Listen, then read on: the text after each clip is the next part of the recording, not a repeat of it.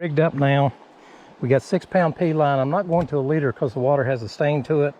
But what I've taken is a number 10 extra wide gap scud hook. And I've put a 2 1/4 inch mountain worm on it. And I'm gonna go about 8 inches above it and put me a split shot. 2 or 3 split shot. And what I'm gonna do is I'm not just gonna let that worm float. I'm gonna twitch it and work it down this hole. I'm going to go back in this hole where I just caught that one.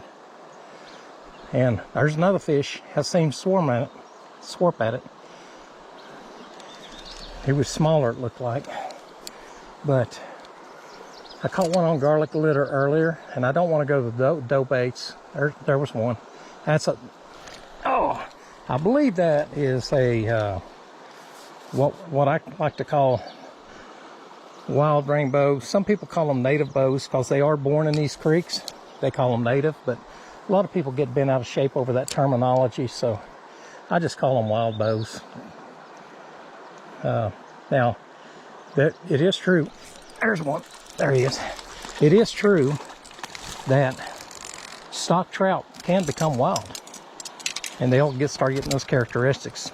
Here's one. He's already through the hook, which is good, but the reason I went with Whitetop, and I can switch to bubblegum and get this one back in, is because the water is stained and I want something that's going to show up a little bit. So let's start working this hole down through here. I'm sure there's 1 or 2 fish hiding.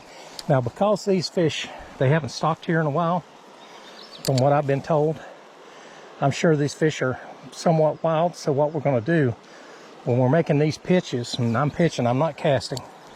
Let's try the back end of this hole real quick. I'm staying way back off the water, even though the water is dingy, because I don't want. That was a fish there, Lee.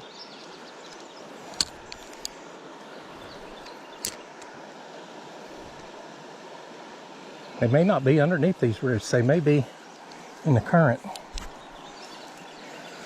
Excuse me. Allergies. But you want to get that worm right next to that brush. Get your bait next to the brush. And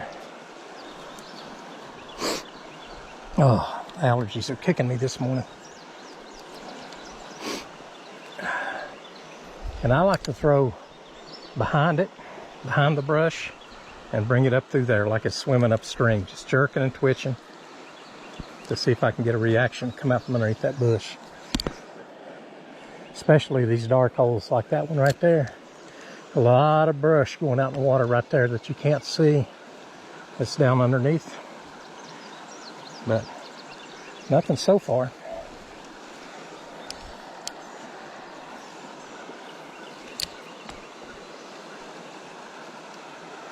May switch over to bubblegum later on. And I told you these worms are 2 1/4 inches long, and they are scented. But we do sell them in unscented for special regulation areas. You can get these worms unscented.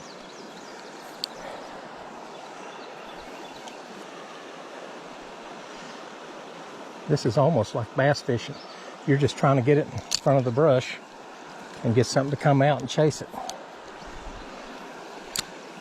Just flipping and pitching.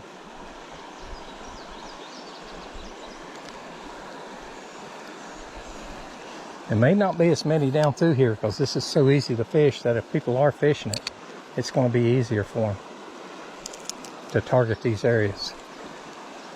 There goes the trout running downstream, a small one. That might have been a big chub.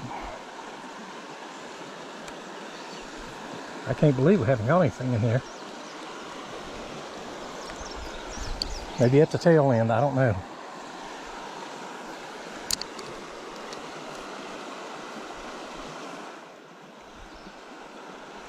Come on. You would have never had me believe that there wasn't a fish down through here. I would have bet against that. But one can never tell.